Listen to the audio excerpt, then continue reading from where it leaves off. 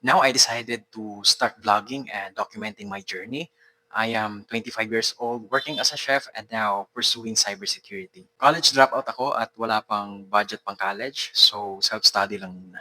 Habang nag-aaral ako, may mga side hustles din ako like affiliate marketing and forex trading. Nung una, curious lang ako about hacking. Pero nung nalaman ko na pwede palang mang-hack ng legal at kumita or tinatawag na ethical hacking. So, dun ako na-inspire. 5 months ago, nakabili ako ng laptop. Nag-research agad ako paano maging cybersecurity, paano mag-setup ng hacking lab, Linux commands, tools, basics ng networking at websites. Kasama na rin yung mga troubleshooting, hindi nag-update, ang daming hindi nag-work, ang daming may encounter ng mga errors. At nung dual boot ako, inabot ako ng 3 days bago ko ma-fix. Lahat yun self-study lang. After 4 months of learning the basics, nag-focus na ako sa web penetration testing. And now, ang purpose ng vlog na to is to document my journey na makikita ko ulit in the future. So yun lang, if meron kayong mga questions, comment nyo lang at itatry kong sagutin. See you on my next video.